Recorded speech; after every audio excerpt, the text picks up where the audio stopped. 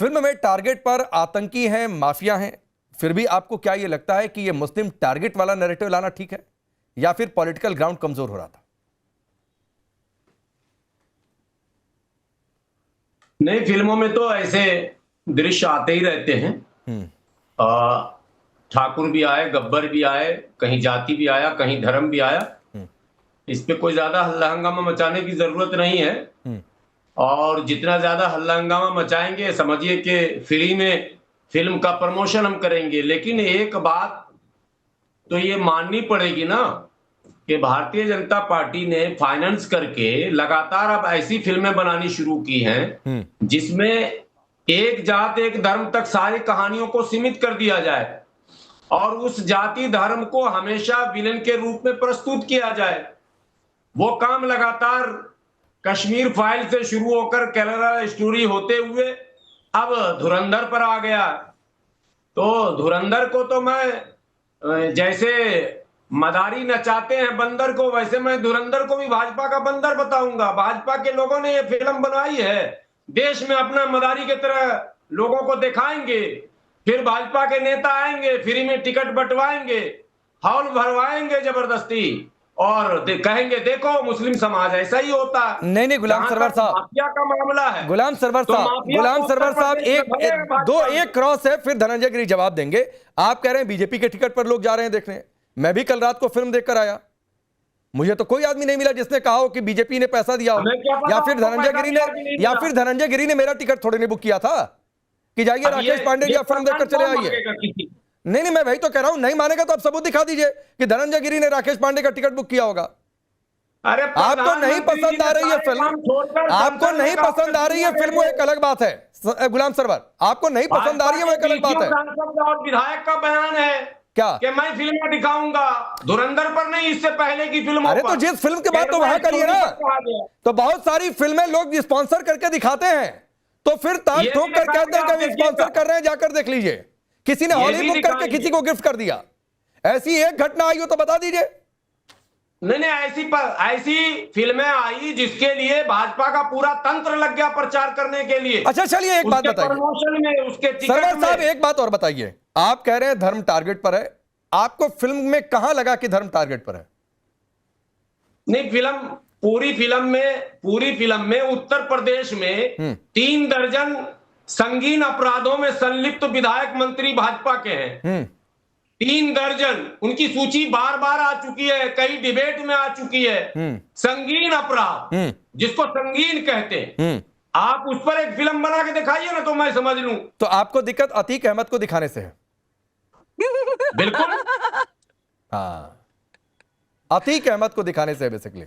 अतीक अहमद का जो चित्रण हो गया, अतीक अहमद से ज्यादा तो योगी जी पे मुकदमे। अरे अतीक अहमद आतिफ अहमद के नाम से दिखाया गया। गुलाम सरवर को दिक्कत इस बात से हो गई, 2 तस्वीरें हमने रखी है टेलीविजन स्क्रीन पर। पहली आतिफ अहमद की है जिसका फिल्म में चित्रण है, और दूसरा ओरिजिनल वाला अतीक अहमद। तो दिक्कत गुलाम सरवर इस बात से है कि हाय रे कैसे दिखा दिया अतीक अहमद को, वोट बैंक का क्या होगा। नहीं, आप भाजपा के नेताओं पे फिल्म बना के दिखा दीजिए तो मैं समझ लूं।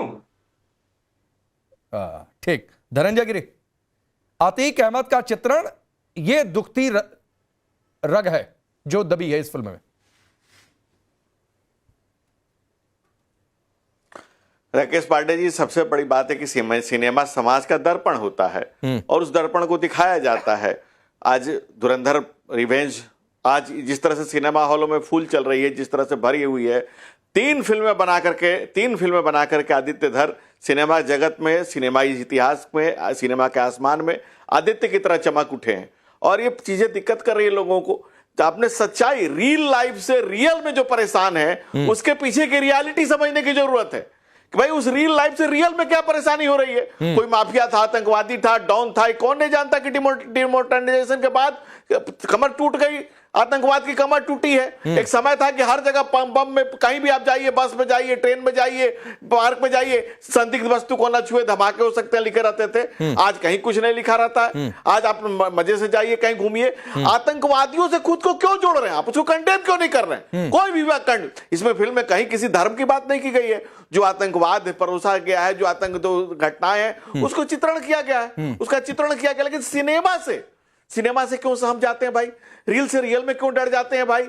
ऐसी क्या बात है? तो क्या उन सिनेमाओं को देखा जाए जिसमें तमाम चीजें दिखाई जाती थी कि भाई तमाम तरह के, जिस तरह से एक हिंदू धर्म के खिलाफ, हिंदू देवी देवताओं के खिलाफ हिंदू धर्म के एक नैरेटिव चलाया जाता था, क्या वो सिनेमा के द्वारा उन जिन मुनाफिक और मक्कार लोगों ने एक टीम बना करके लगातार भारतीय समाज को बदनाम करने की लगातार सतत प्रयास की, वो आपको अच्छा लगेगा? आपको किस्सा कुर्सी का, धुरंधर, उरी, केरल स्टोरी अच्छी नहीं लगेगी? भाई आप अपने पसंद के हिसाब से। और सूडो सेक्युलरिज्म पांडे जी इस देश की सबसे बड़ी समस्या है। ठीक है, वो लोग, उन लोगों को मैं सलाम करता हूं कि भाई वो ठीक है, वो क्लियर है, वो किसी हर आतंकवादी को कोई उसको मजहब के साथ से एकदम जोड़ के बैठे हुए हैं। वो लोग जो सूडो सेक्युलरिज्म है, जो अन्य पार्टियां हैं जो उनके वोट बैंक के चक्कर में, मुल्क का बिंटाधार करने के चक्कर में है, नुकसान उससे है। संभल के रहना है देश में छुपे हुए गद्दारों से, ये देश के समझ में आ रहा है और क्लियर हो रहा है ना। अभी सिर्फ फिल्म दिखा करके क्लियर हो रहा है किसको किसको प्रॉब्लम हो रही है, किसके किसके पेट में दर्द हो रहा है, किसको किसको दिक्कत हो रही है। नहीं, ये कह रहे हैं कि आप लोगों ने फंड कर दिया धनंजय गिरि जी, हकीकत में ये कह रहे हैं फिल्म को आप लोगों ने फंड कर दिया। आपने तो इनका जवाब खुद ही दे दिया कि आपने कब किस टिकट दिया। टिकट अगर गुलाम साहब खोजने जाएंगे तो उनको मिलेगा भी नहीं शायद। जिस तरह से मैंने देख रहा था अभी थोड़ी देर पहले, चूंकि मुझे डिबेट का जब आया तो मैंने देखना शुरू किया, टिकट उपलब्ध नहीं है, शो हाउसफुल चल रहे हैं। इस देश का सोया हुआ सनातन चैतन्य है, सजग है, वो दौर कुछ अलग था, ये दौर कुछ अलग है। जो फिल्म में कहा है कि नया भारत तुझे घर में घुसकर मारता है, ठीक है, और घर में छुपे हुए गद्दारों को भी ये फंडिंग वाला धनंजय जी, ये फंडिंग वाला इनका आरोप, आपका जवाब अपनी जगह है, पहचानता। लेकिन एक मेरी गुजारिश है, गुलाम सरवर को तो कम से कम एक टिकट भिजवाई दीजिएगा, कम से कम एक टिकट उन्हें भिजवा दीजिएगा। आरोप लगा दिया उन्होंने। गुलाम सरवर तो जाए तो टिकट भी देख सकते हैं। नहीं, फ्री का टिकट जिनको चाहिए उनको देंगे। ये गुलाम सरवर जी, ठीक है, हम लोग फिल्म वाले नहीं है। अच्छा, हम लोग फिल्म वाले ही नहीं है। इनको हलाल क्या है, हराम क्या, भी तो समझना पड़ेगा। इनके लिए क्या हलाल है, क्या हराम है, वही तो दिक्कत है। अच्छा चलिए छोड़िए, मैंने तो जाएंगे कि छोड़िए इसे, मैंने तो लाइटर नोट पर ये बात कही थी, छोड़ दीजिए, इसको बहुत सीरियस लेने की जरूरत नहीं है। लेकिन नाज़िया, आतिक अहमद का सवाल आया बहुत तेज से हंसी जी। आतिक अहमद का सवाल मैंने पूछा, आपने बहुत तेज से हंस दिया।